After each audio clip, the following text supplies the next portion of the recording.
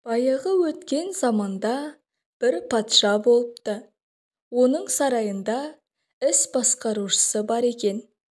Бірде патша өзіне басқарушыны шақыртып алып, оған 2000 қой ал да базарға барып сатып кел деп бұйырыпты. Содан соң қойдың ақшасын ал да барлық қойды түгел қайтадан айдап кел деп бұйырыпты. Мұны естіген іс басқарушы салы суға кетіп, қайғыға батыпты. Қойларды әрі сатып, әрі қайтадан қалайша айдап келмек? Осы ой жанын жегідей жеген ол үйіне қайтып келіпті. Үйінде жасы 17-лер шамасында қызы бар екен. Ол әкесінен неліктен сонша қапаланғанын сұрапты. «Қалайша қайғырмаймын, қызым», деп жауап береді әкесі. «Патшаның мына бұйрығын қайтып орындамақпын». Сөйтіп ол қызына мән-жайды түгел айтып береді. «Сонша қайғырғаның осы ғана ма?» дейді қызы. «Қам жеме, әке, ол түкке тұрмайтын шаруа ғой. Тек менің айтқанымды істесең болды». «Қалайша, қызым?» Ол былай: «Қойларды айдап базарға бара бер. Онда барған соң, жүнін қырқып ал да сол жерде жүнін сатып, қойларды айдап қайтып кел. Міне сонда патша бұйрығы орындалған болып шығады». Мына ақылды естіген іс басқарушы көңілденіп сала береді де, келесі күні ысқыра айқайлап қойларды базарға айдайды. Онда қызы қалай үйретсе, бәрін солай істейді. Қойдың жүнін сатып, ақшасын алады да, малды кері айдап, асықпай басып үйіне қайтады. Патша іс басқарушының тапсырманы оп-оңай орындағанын көріп, оған біреу ақыл бергенін сезе қояды да, одан «Бұлай істе деп кім үйретті саған?» деп сұрайды. «Тақсыр, менің бір қызым бар еді. Мұны маған сол үйретті, айналайын», деп жауап береді де іс басқарушы.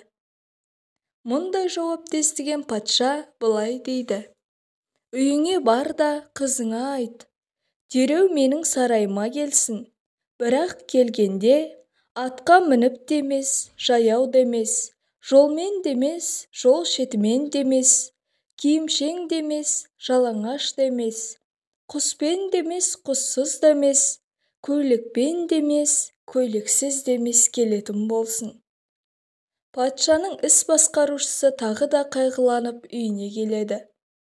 «Қызым патшаның бұл бұйрығын қайдан орындасын?» деп ойлайды ол. Қызы әкесін тыңдап алады да дереу: «Әке, қой отармен бірге жүрген қодықты алып кел. Сосын тор жамылғышпен тірі 2 қоян дайында. Ал арғы жағын өзіме тапсыр. Мен сені ұятқа қалдырмаймын» дейді. Әкесі айтқанының барлығын алып келгеннен кейін қыз тор жамылғыштың астынан пішілген, бірақ тігілмеген көйлегін киеді де, қодыққа бір қырын мініп, 2 қоянды қолтығына қысып алады. Осылайша ол жолдың қақ ортасымен патша сарайының алдына келеді. Оны терезеден көріп, патша қайран қалады. Сарай иттері абаласып қызға тұра ұмтылады. Осы сәтте қыз 2 қоянды босатып жібереді де, иттер соларды қуа жөнеледі. Ал өзі болса, тура патшаға келіп: «Ұлы мәртебелім, денсаулығыңыз арта берсін», дейді. «Рахмет, бойжеткен. Мұның қалай? Мен саған атқа да мінбесін, жаяу да келмесін деген жоқ бедім. Ал мен саған қодыққа мініп келдім», деп жауап береді қыз. «Әрі оның үстінде бір қырыммен отырдым. Мен саған жолмен демес, жол жиегінде де емес, жермен жүрсін деп бұйырып едім ғой. Мен тура сондай жермен жүрдім. Киіммен демес, жалаңаш демес дегенімше, мен торға орандым. Көйлекпен демес, көйлексіз демес дегенше, көйлекті енді тігіп бітіремін. Қолыңдағы құс та құс емесің де қайда?» Ондай құстардың соңынан иттер қуып кетті. «Мен сені әйелдікке алар едім», дейді ақыры патша. қыздың ақылдығына басы иіп. Жарайды деп жауап береді қыз. Бірақ бір шартым бар. Сен қол астындағыларыңның дауын әділетсіз шешер болсаң, ол іске мен өзім араласамын. Осыған көнесің бе? Дейді қыз. Көнемін деп жауап береді де, патша сол сағатта барлық нөкерлерін тойға шақырады. Патшаның сарай іс басқарушысының қызына үйленгеніне 1 айдай уақыт өтеді. Ол 2 арада сол жерден бір үлкен жәрмеңке ашылады. Патша жәрмеңкеге бармақшы болып, әйелін үйге қалдырып кетеді. Патша жолаушылап кеткеннен кейін 2 күннен соң оның әйелі терезе алдында тұрып қараса, жол үстінде бір мұжық сиыр жетектеп барады екен, ал сиыр соңынан бұзауы еріп келеді.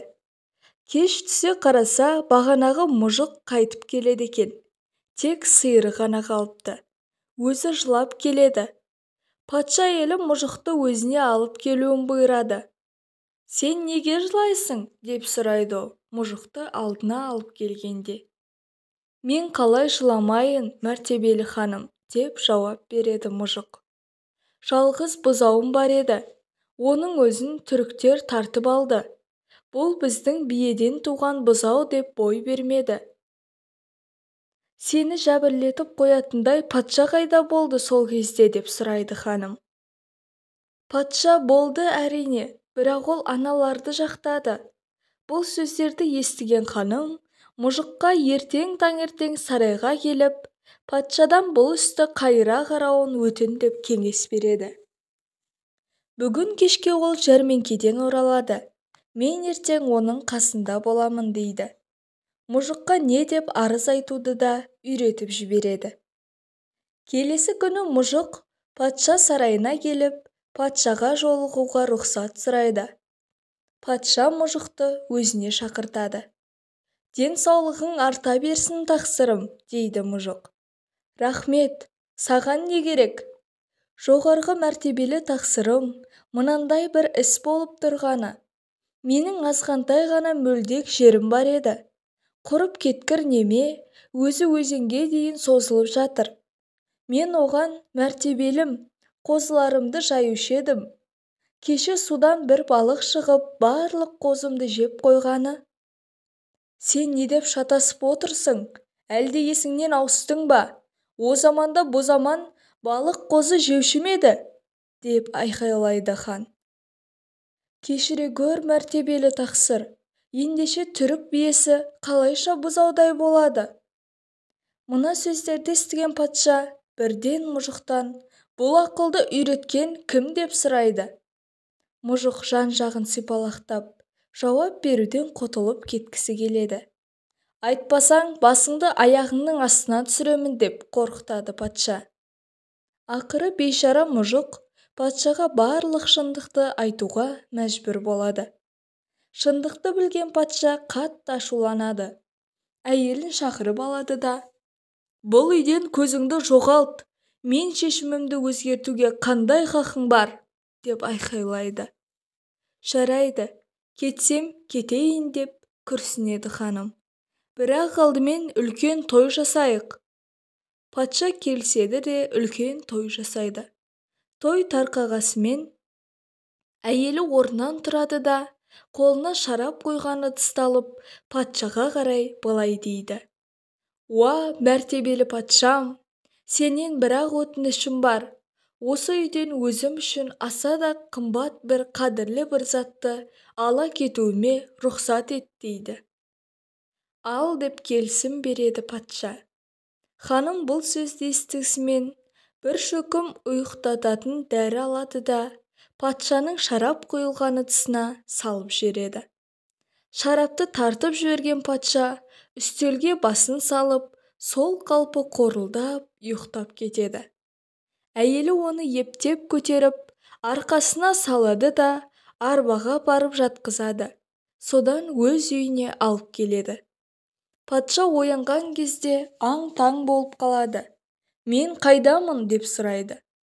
Менің үйімдесің, тақсырым, деп жауап береді әйелі.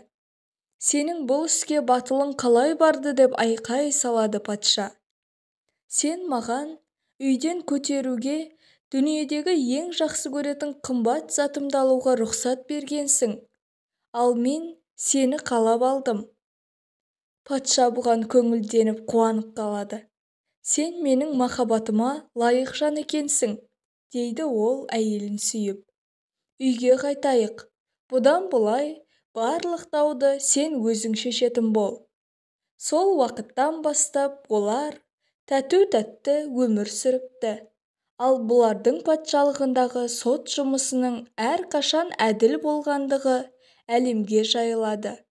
Әркім-ақ нағыз шындық заңы сол елде деседі.